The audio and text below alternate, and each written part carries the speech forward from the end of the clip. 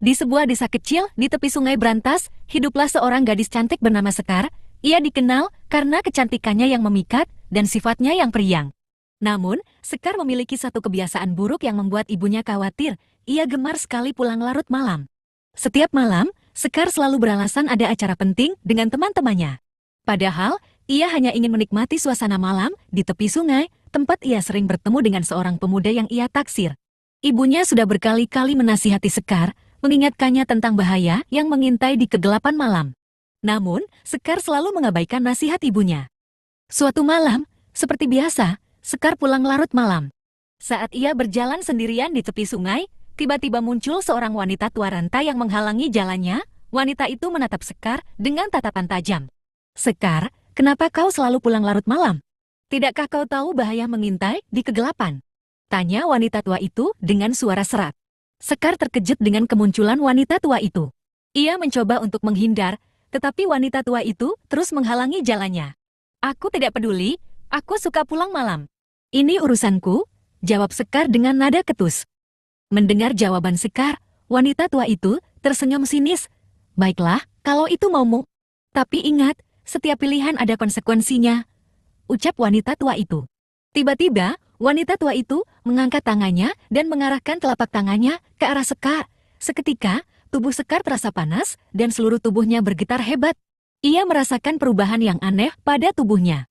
Kulitnya mulai bersisik, tangannya berubah menjadi kaki dengan cakar tajam, dan mulutnya memanjang menjadi moncong yang menakutkan. Sekar menjerit histeris saat ia menyadari bahwa ia telah berubah menjadi seekor buaya. Wanita tua itu tertawa terbahak-bahak melihat penderitaan Sekar. "Rasakan akibat dari kesombonganmu, Sekar. Kau akan menjadi buaya dan hidup di sungai ini selamanya," ucap wanita tua itu sebelum akhirnya menghilang dalam kegelapan malam. Sekar, yang telah berubah menjadi buaya itu, hanya bisa menangis dalam hati. Ia menyesali semua perbuatannya dan berharap bisa kembali menjadi manusia. Namun, semua sudah terlambat. Ia telah dikutuk menjadi buaya dan harus menjalani kehidupan barunya di sungai yang gelap dan sunyi. Tentu, ini kelanjutan cerita tentang wanita yang dikutuk menjadi buaya. Bagian 2 tamat. Sejak saat itu, Sekar menjalani kehidupannya sebagai buaya di sungai Brantas. Awalnya, ia merasa sangat menderita dan kesepian. Ia merindukan keluarganya, teman-temannya, dan kehidupan manusianya.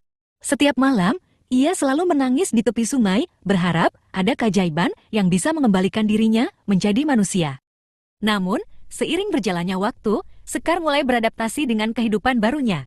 Ia belajar berburu ikan dan hewan-hewan kecil lainnya untuk bertahan hidup. Ia juga mulai memahami bahasa hewan-hewan sungai lainnya. Meskipun ia tidak bisa berbicara dengan manusia, ia masih bisa merasakan kehadiran mereka. Suatu hari, saat Sekar sedang berjemur di tepi sungai, ia melihat seorang pemuda yang sangat ia kenal. Pemuda itu adalah pemuda yang dulu sering ia temui di tepi sungai saat ia masih menjadi manusia. Pemuda itu tampak sedih dan merindukannya. Sekar ingin menghampiri pemuda itu dan mengatakan bahwa ia adalah Sekar. Namun, ia sadar bahwa ia tidak bisa berbicara dengan manusia. Ia hanya bisa menatap pemuda itu dari kejauhan.